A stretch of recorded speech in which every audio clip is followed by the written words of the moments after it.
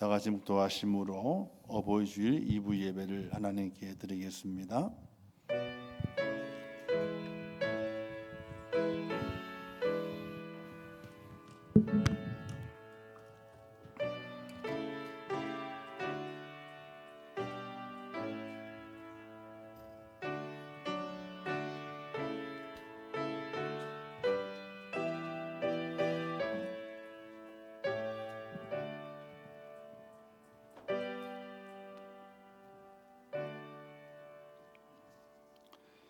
여호와를 경외하며 그의 길을 걷는 자마다 복이 있도다. 내가 내 손이 수고한 대로 먹을 것이라. 내가 복되고 형통하리로다. 아멘.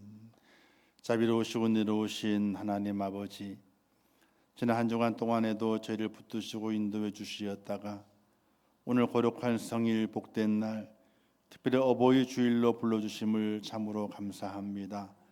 오늘의 예배가 하나님 받으시는 예배요, 또한 예배하는 자는 신령과 진정 예배하면서 하나님 앞에 온전히 세워질 수 있도록 은혜를 베풀어 주시옵소서. 이 예배를 받아주실 것을 믿사오며 예수님의 이름으로 기도하옵나이다. 아멘.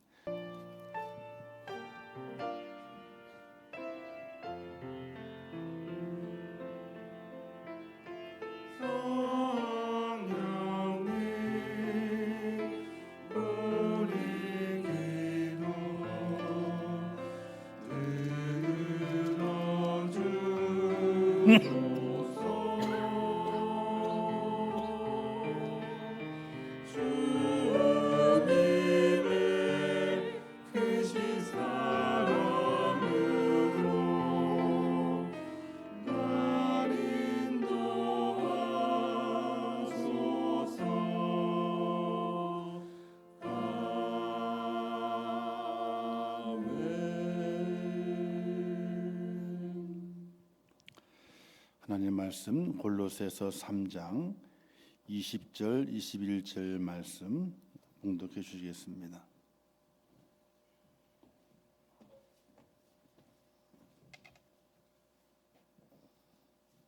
오늘의 말씀을 봉독해 드리겠습니다. 자녀들아, 모든 일에 부모에게 순종하라. 이는 주 안에서 기쁘게 하는 것이니라. 아비들아, 너희 자녀를 노엽게 하지 말지니 낙심할까 함이라. 아멘.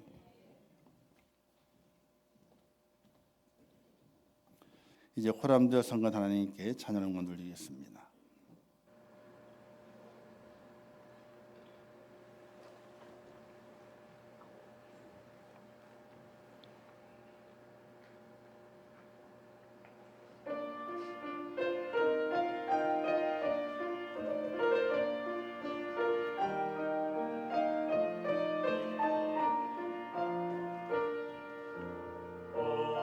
어머니의 넓은 사랑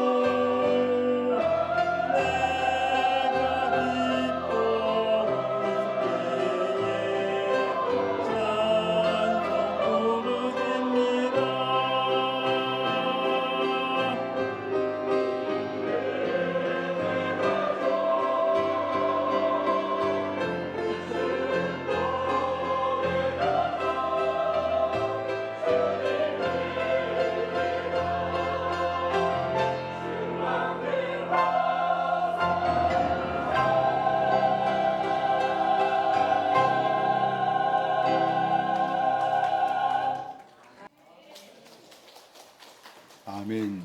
감사합니다. 이제 기도하겠습니다.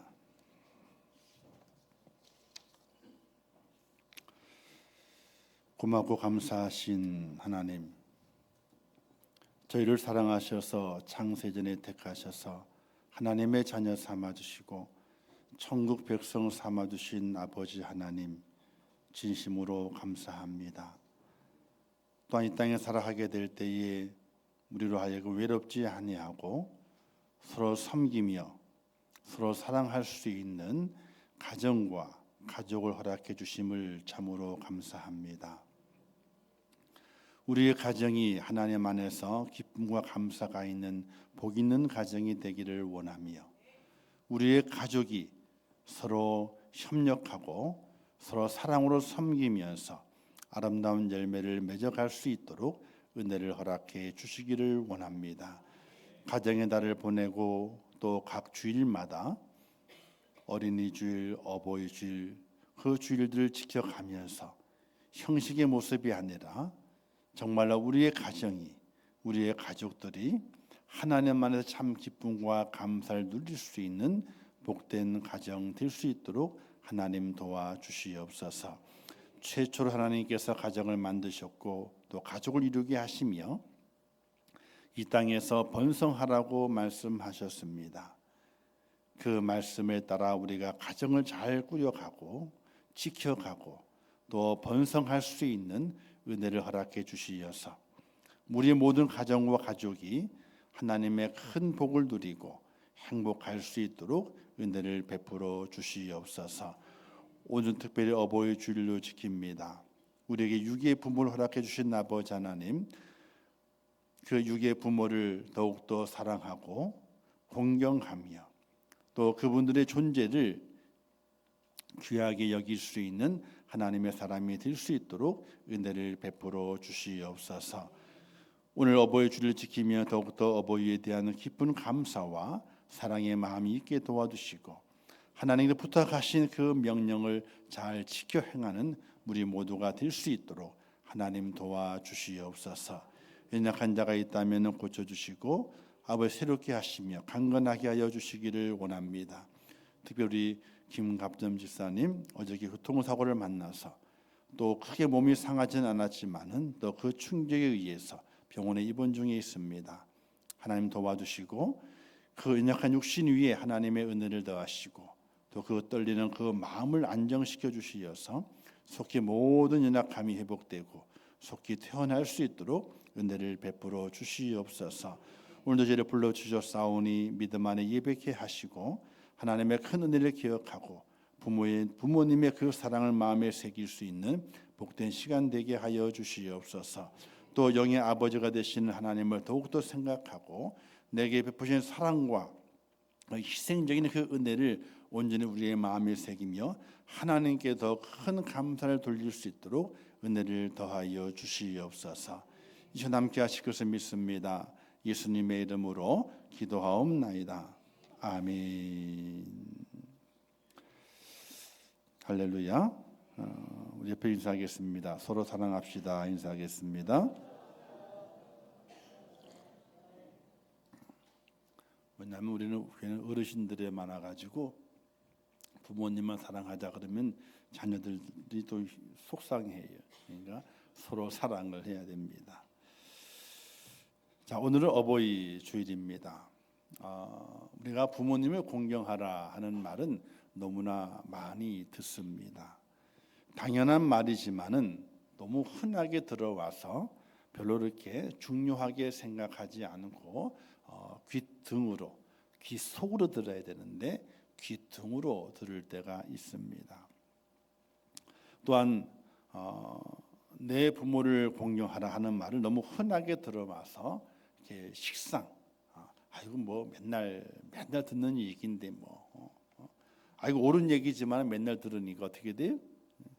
귀찮게 여길 수도 있는 그 말이 되고 있습니다. 우리가 어린아이를 사랑하게 될 때에 365일 어린아이 자녀를 사랑해야 되고 부모를 공경하고 사랑하게 될 때에도 365일 빠짐없이 공경과 사랑과 섬김이 있는 하나님의 사람이 되어야 합니다. 그러나 요즘은 많은 가정들이 부모와 자녀 사이의 갈등이 아주 심각해져 있는 것을 보게 되죠. 과거엔 상상할 수도 없었던 부모를 향한 공격적인 태도, 존경심이 부족한 문제가 심각한 사회 문제가 되고, 또 부모지만은 자녀를 대하게 될 때에 너무 심각하게 자녀를 억압하고 방임하고 또 이루 말할 수 없는 고통을 주는 그런 부모들이 있는 것을 바라보면서 야, 세상에 정말로 말세는 말세인가 보다, 이렇게 탄식하는 소리를 우리가 많이 듣습니다. 십계명 중에 부모 공경이 있는 5계명 말씀은요, 출애굽기와 신명기에 기록되기를 너는 내 하나님 여호와께서 명령하신 대로 내 부모를 공경하라, 이렇게 말씀하셨습니다. 십계명의 내용은 하나님 주신 명령이고 우리에게 주신 말씀인 것입니다. 이 말씀을 잘 지켜 행할 수 있는 우리 모두가 되시기를 주님의 이름으로 축원합니다. 2023년도 기준으로 노인 인구 비율이 가장 높은 나라가 일본이에요. 전체 인구의 노인 인구 비율이 30%가 된답니다. 또 우리나라도 그 뒤를 따라갑니다. 노인 인구가 17에서 18%가 된다고 합니다. 그 이유는 첫 번째가 저출산, 두 번째는 의료시설이라든지 이런 걸 좋아가지고 돌아가시는 분이 적은 겁니다. 그러니 낳는 젊은 아이들은 적고 이제 연세 드신 분 늘어나기 때문에 노령 인구의 비율이 점점 늘어간다고 합니다. 또 그래서 노령 인구 1000만 시대를 맞이한다, 이렇게 얘기를 하게 됐죠. 또 그 중에 독거 노인이 혼자 사시는 분들이 계시게 되는데 우리 교회도 혼자 사시는 분들 계시잖아요, 그렇죠? 그 노인 인구가 약 20%에 해당한답니다. 약 180만 명 정도가 혼자 사신다 그래요. 어느 교회는, 큰 교회는요, 전남 신방 전도사님이 이렇게 되는데 이제 연세 드신 분들만 담당하는 거예요. 혼자 계신 분들만. 그래서 월요일에 업무가 전화. 계속 이틀에 한 번씩 계속 전화를 돌리는 거예요. 왜? 잘 계신가 해가지고 전화를 돌리는 거랍니다. 대가족에서 핵가족으로 변화가 되면서 심각한 문제들에 맞닥뜨리고 있게 되죠. 우리 이런 말을 많이 좀 귀에 익숙한 말이 있습니다. 너도 자식 낳아서 키워봐라 하는 이야기. 또 너도 너 같은 자식 낳아봐라, 뭐 이런 이야기, 그죠? 익숙한 이야기입니다. 이런 이야기들, 이런 말들이 생겨난 이유는 바로 힘들다는 겁니다. 너 부모와 자녀 간의 관계가 힘이 들 때에 이런 단어를 사용을 하게 되죠. 이런 재미난 이야기 있습니다. 엄마의 마음에 들지 않는 아들이 있습니다. 좀처럼 이 아들이 엄마 말을 안 들으니까 엄마가 교회에서 들은 말씀이 생각나서 아들을 권면합니다. 얘야, 순종이 제사보다 낫고 듣는 것이 수양의 기름보다 낫다고 그러지 않았느냐. 하나님도 순종하는 걸 제일 중요하고 또 좋아하시게 되는데 엄마 말에 순종해야지, 이렇게 했답니다. 근데 그 아들도 교회에 들은 이야기는 있거든요. 그래서 이렇게 답했답니다. 아비들아, 너희 자녀를 노엽게 하지 말고 오직 주의 교훈과 훈계로 양육하라. 어머니는 아들이 자신을 무시하는 것 같아가지고 더 화가 났습니다. 그래서 이렇게 말했습니다. 지혜로운 아들은 아비를 즐겁게 하여도 미련한 자는 어미를 업신여기느니라. 나름대로 바른 말을 했다고 생각하는 그 아들이 또 이렇게 받아칩니다. 유순한 대답은 분노를 쉬게 하여도 과격한 말은 노를 격동하느니라. 자기에게 필요한 말만 듣고 필요한 말만 하고 자기가 원하는 것만 말하고 있는 어머니와 아들의 대화를 보게 됩니다. 부모와 자녀 사이의 인륜의 낭만이 점점 심해지는 모습이 너무나 많습니다. 인생도 낭만이거든요. 낭만, 추억이. 부부간에만 추억이 있는 것이 아니라 부모와 자녀 간에도 추억이 있는 겁니다. 근데 그 추억이 점점 희미해져가는 시대를 우리가 살아가고 있습니다. 다양한 사건이 부모와 자녀 간에 벌어짐을 보게 되죠. 여러분 혹시 효도 계약서라는 걸 아세요? 모르세요? 알아야 돼요. 2020 그렇죠. 3, 4, 5. 2020년부터 2023년도까지 통계상으로 효도 계약서와 같은 부담부 증여라고 하는 계약이 성립이 돼서 그 계약이 진행돼 오다가 거기에 대해서 불만이 있어서 이 부담보 증여에 대한 계약을 파기한다고 하는 소송을 제기한 소송건이 1년에 100건씩 있대요. 자, 무슨 얘기냐면요. 2015년도 12월에 법원에서 최초 이런 판결을 내린 적이 있습니다. 부모가 아들에게 약 20억 상당의 주택을 증여하면서 증여 조건 계약을 한 것이 인정돼 가지고 조건의 계약을 했는데 조건이 있잖아요, 그죠? 조건. 이 조건이 성립돼야만이 이 계약 유효하다 이런 조건이 있는데 그 조건이 인정이 돼서 집을 부모에게 돌려줘라 이런 대법원의 판결을 내린 것이 있습니다. 즉 증여 조건에는요, 이 집을 너에게 줄 테니까 너희가 우리와 함께 살고 잘 우리를 봉양을 해라. 이렇게 증여 계약을 맺고 증여를 한 거예요.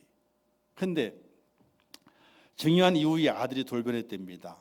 왜 돌변했는지 모르겠지만은 어머니가 아파도 간병을 나 몰라라 하고 아직 그래도 요양원에 갈 증세는 아닌데 요양원 안 가시냐고 자꾸 그렇게 해서 부모가 더 이상 이들과 살다가는 안 되겠다 싶어가지고 법원에 이제 아들을 상대로 주택 반환 청구 소송을 낸 거예요. 법원에서는요 그것을 인정해서 주택을 부모에게 반환을 해라 이렇게 판결을 내렸다고 합니다.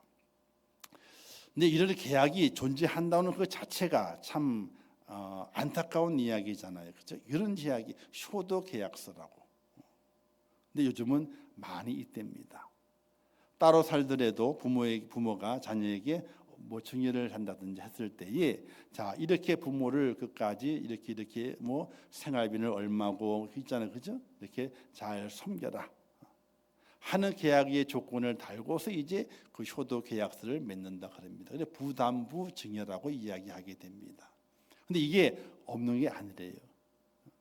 아까도 말씀드렸던 것처럼 2020년부터 2023년까지 약 1년에 100건 이상씩 그 건을 가지고 소송이 진행이 돼서 2015년도 대법원 판례를 통해 가지고 이제 거의 부모님이 승소하게 되는 그런 일이 벌어지고 있다고 합니다. 참 씁쓸하지요? 뭐 그런 게 있을까? 근데 이때입니다. 1년에 100건 이상씩 거기에 소송이 돼 가지고 이제 부모와 자녀가 재판장에 서는 거예요. 그래서 서로가 변론하면서 이제 자기 주장을 펼쳐가는 겁니다. 참 이상한 세상이 되고 말았어요.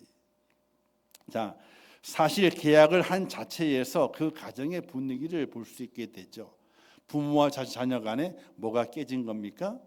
신뢰가 깨진 거예요. 그래서 깨진 그 신뢰를 이것으로나마 봉합해 보려고 뭔가를 해 보려고 했지만은 그 또한 아무 소용이 없었던 것입니다. 세상이 이렇게 돌아가고 있어요. 우리 믿음의 가정 안에는 없겠지만은 그러나 세상은 그렇게 돌아간답니다. 제 얘기 한번 찾아보셔요. 부담부 소송해야 치면요 1년에 100건 이상씩 있대요. 부모와 자녀 간에. 자, 이런 험하고 험한 씁쓸한 세상을 살아가는 오늘 우리 그리스도인들이 하나님께서는 과연 우리에게 어떤 말씀을 허락해 주시는가를 기억하고 그 말씀 중심으로 살아갈 수 있는, 즉 사람의 말이 아니라 하나님께서는 이렇게 생각하시고 이렇게 말씀하셨구나 하는 그것을 우리의 마음에 명령을 받아들이면서 우리가 지혜로운 가족이 되고 또 그 가정을 아름답게 만들어가는 하나님의 사람이 되어야 할 줄 압니다. 성경에는 어떤 자녀가 되라고 말씀하시는가? 바로 효도하는 자녀가 되라고 말씀하시게 되죠. 효자는요, 부모를 잘 섬기는 사람을 가리켜서 효자라고 말하게 됩니다. 편스토나이라는 거 아시죠? TV 프로그램에 여기에 남윤수라고 하는 배우가 나온 적이 있답니다. 저는 보지를 못했어요. 이제 효자를 찾다 보게 되니까 딱 배우가 남윤수가 뜨는 거예요. 그래서 웬일인가 봤더니 이 지난해에 아버지가 신부전증으로 사경을 헤매고 신장을 교체하지 않으면은 살 수 없다고 판정을 받아서 이제 그 아버지에게 자기의 신장을 떼어준 사람이 이 남윤수라고 하는 배우입니다. 그래서 사람들이 너 같은 효자가 없다 이렇게 칭찬을 많이 했는데 그 칭찬이 너무나 부끄러웠다는 거예요. 왜냐? 나는 효자가 아닙니다. 단지 당연한 일을 했을 뿐입니다. 이렇게 해서 이 배윤수라고 하는 그 배우가 아주 좋은 이미지, 또 정말 효자구나. 그의 생각을 이 부모에게, 가족의 그 생각이 다 있다는 겁니다. 김구 선생님의 효행에 대한 이야기가 있습니다. 여러분 이 연화장에 가보셨잖아요, 그죠? 화장하는 사람한테. 그러면 화장하느라 하던데 기다리잖아요, 그죠? 기다릴 때 가면 앉아서 기다리세요. 돌아보셔요. 돌아보면 좋은 글도 있고요, 좋은 예화도 기록이 돼 있어요. 거기에 김구 선생님의 효행에 대한 이야기가 기록이 돼 있습니다. 그 아버지가 깊은 병환에 들어 계셨습니다. 염려가 되어 근심이 됐습니다. 그래서 이런 생각이 든 겁니다. 단지 아시죠? 손가락을 해가지고 피를 내게 돼요. 그 피를 또 그리고 고기를 먹게 되면은 힘이 나지 않을까 생각이 들어서 단지를 하게 되고요. 그리고 뭘 하게 되냐면 이 혈행이라 그래가지고 할고라 그래가지고요, 자기의 살을 베는 거예요. 근데 그 김구 선생님이 아버지를 병환을 낫게 하기 위해서 단지를 하게 되고요, 허벅지 살을 떼어내게 됩니다. 그래서 그를 아버지에게 먹입니다. 근데 병환에 차도가 없는 거예요.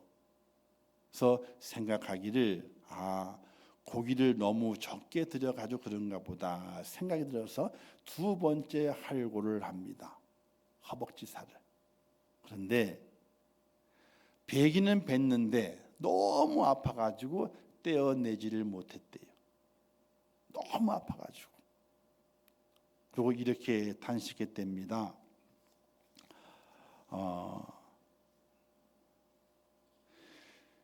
단지나 할고는 진정한 효자가 할 수 있는 일이구나. 이렇게 하면서 불효자가 된 자신을 탄식했다 하는 글의 내용이 연화장에 가면 있어요. 혹시 갈 기회가 되시거든 쭉 돌아보면요, 효자에 대한 이야기, 또 어떻게 효도할 것인가, 왜 효도해야 되는가, 그 내용이 기록된 것이 있습니다. 사랑하는 성도 여러분, 우리는 어떤 자녀가 되어야 될까요? 바로 효자가 되어야 되고 효녀가 되어야 됩니다. 할렐루야. 자, 그러기 위해서는 우리가 첫 번째 부모를 공경하는 마음이 있어야 됩니다.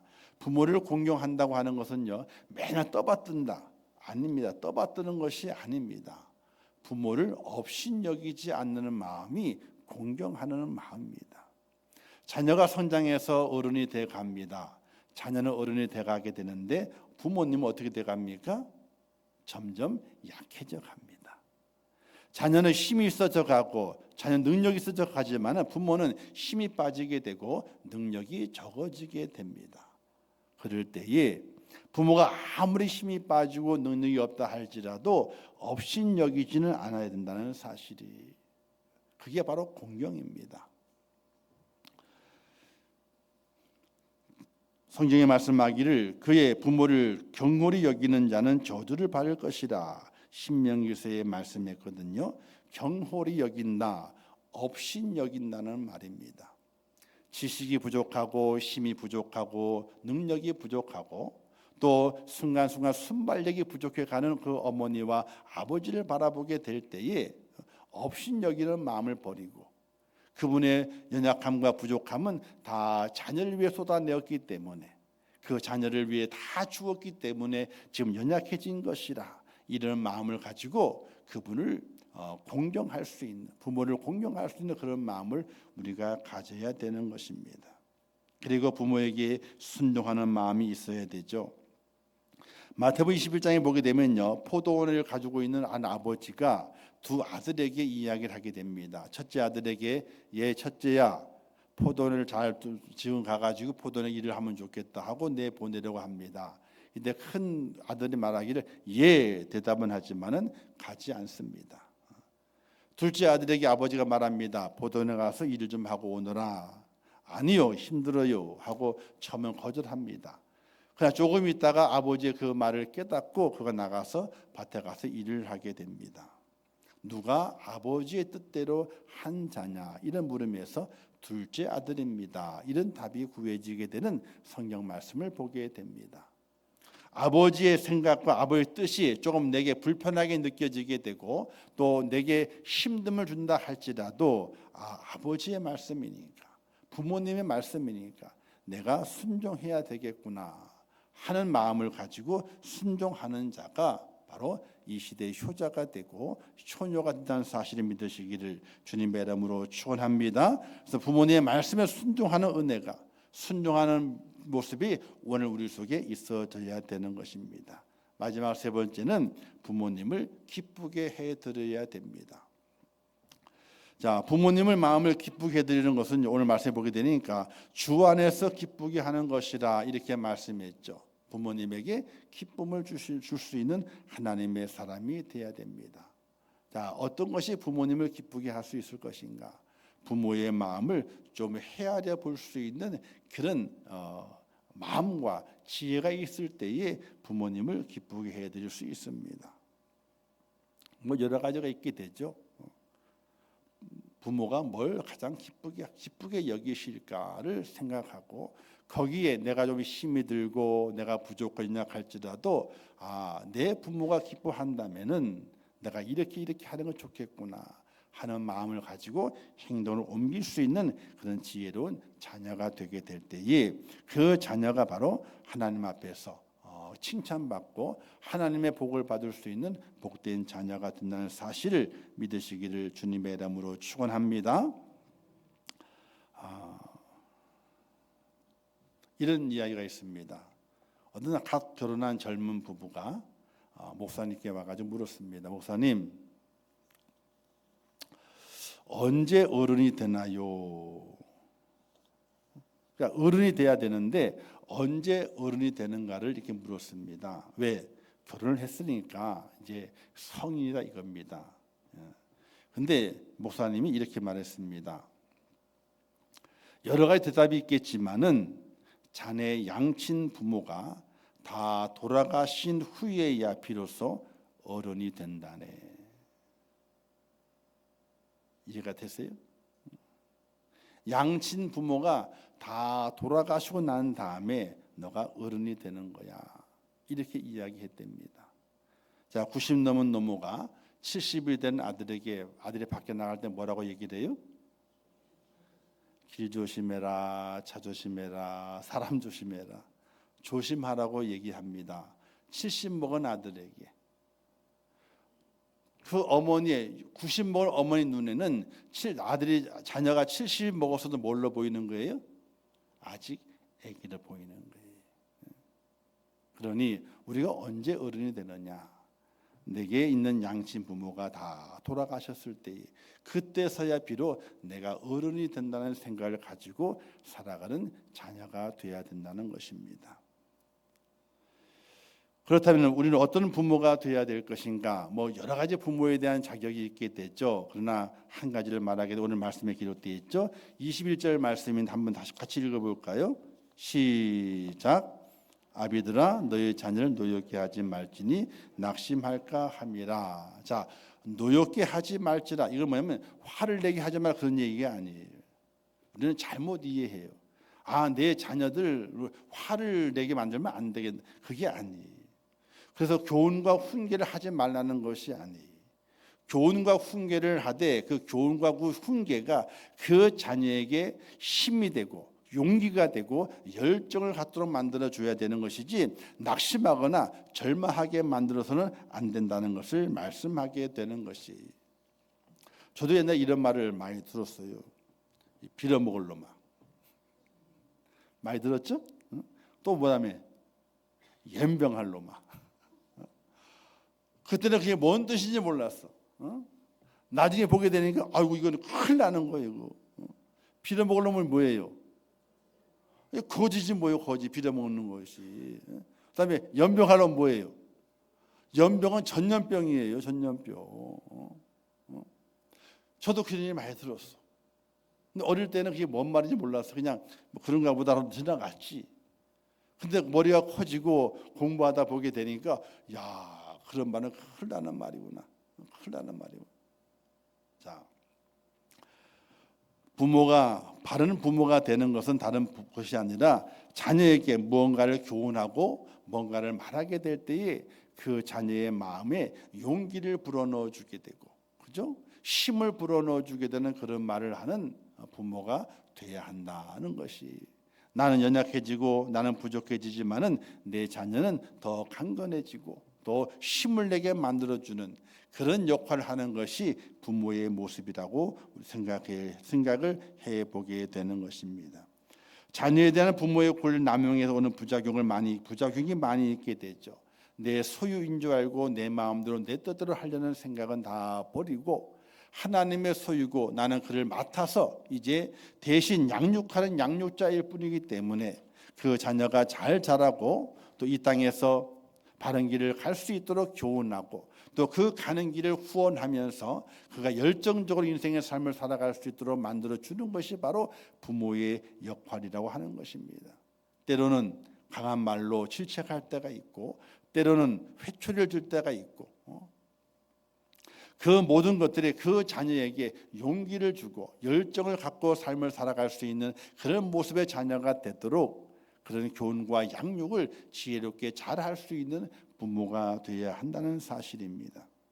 사랑하는 성도 여러분, 우리 모두에게는 귀한 가정이 있고 가족이 있습니다. 또 부모님이 계시고 자녀가 있습니다. 이 가정의 달을 맞이하고 또 남은 생을 살아가는 동안에 어떤 부모가 되어야 되고 어떤 자녀가 되어야 될 것인가, 하나님 우리에게 깊이 있게 말씀하십니다. 이 전체를 다 아우르게 되면요, 단 한 가지의 말로 말씀을 요약할 수 있게 됩니다. 한번 따라 하겠습니다. 서로 사랑하라. 이겁니다. 이 서로 사랑하라 이 말 속에 다 담겨져 있습니다. 자녀는 자녀된 도리, 부모는 부모된 도리, 어디서 찾을 수 있겠느냐? 사랑에서 찾을 수 있습니다. 어버이 주일 우리 모두는 깊이 생각해야 합니다. 어떤 부모가 될 것인가? 어떤 자녀가 될 것인가? 우리의 인생이 긴 것 같지만 정말 짧은 인생을 살아가면서 살아계신 부모님과 어른들을 잘 공경하며 순종하며 섬기는 효도를 잘 할 수 있어야 됩니다. 또한 살아있는 동안에 자녀들에게 용기를 줄 수 있는 그런 부모로 남아야 됩니다. 부모 공경은 그냥 관행이 아닙니다. 그냥 홍보 포스터가 아닙니다. 하나님이 우리에게 명령하신 명령입니다. 또한 자녀를 잘 양육한 것 또한 하나님의 명령입니다. 그 명령을 우리의 마음에 잘 받아서 부모를 정말로 공경하고 또 자녀를 바른 길로 잘 인도해서 자녀들이 살아가는 동안에 인생의 날들 절망하지 않고 낙심하지 않고 용기를 불어넣어 줄 수 있는 그런 부모의 모습을 잘 간직하게 될 때에 우리의 가정은 복 있는 가정이 되고 하나님의 축복도 함께 누리면서 아름답게 세워지는 복된 가정을 만들어 갖게 되는데, 오늘의 말씀을 좀 잘 기억하시면서 내 부모를 공경하라, 또 자녀를 낙심하게 하지 마라, 이 말씀의 그 의미를 잘 깨달아서 우리의 가정이 복 있는 가정, 또 우리의 부모님과 자녀들이 하나님의 복을 누리고 또 서로 사랑하면서 아름다운 인생의 삶 만들어 갈 수 있는 복된 가정과 자녀로 꼭 세워지시기를 주님의 이름으로 축원합니다. 기도하겠습니다. 하나님 아버지, 은혜와 사랑을 참으로 감사합니다. 저희를 사랑하셔서 불러주시고 세워주신 아버지 하나님, 이 마지막 때에 우리 가정이 힘들어지고 많은 여러 가지 어렵고 어리석은 일들이 너무나 많이 생겨나는 가운데 있습니다.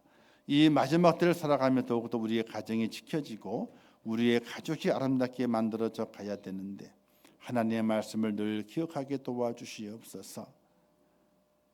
자녀된 도리를 잘 감당하게 하시고 또 부모의 도리도 잘 감당하게 하시어서 우리 믿음의 가정을 어느 곳에 있든 어느 자리에 있든지 행복을 말하게 하시고 감사를 말할 수 있는 복된 가정이 될 수 있도록 하나님 도와주시옵소서. 예수님의 이름으로 기도하옵나이다. 아멘. 지금은 우리 주 예수 그리스도의 은혜와 하나님 아버지의 극진하신 사랑하심과 성령님의 감화 감동 위로 축복 교통하신 은혜가 오늘 어버이 주일을 지키며 부모의 도리와 자녀의 도리를 잘 감당해서 하나님께 영광을 돌리고 이 땅에 살아가는 동안에 우리의 가정과 우리의 가족이 행복하며 아름다운 빛을 발하며 이 땅에 하나님의 사람의 놀라운 역사를 증거하며 하나님의 뜻을 펼쳐가는 복된 가정으로 남기를 원하는 우리 임천교회 모든 성도들 머리 위에와 그들의 가정과 자녀들과 기도의 제목들 위에 이 나라 이민족 위에 온 지구촌 위에 지금도 세계 속에서 복음을 전하시는 선교사들과 그 선교의 현장들 위에 이제부터 영원토록 함께 있을지어다. 아멘.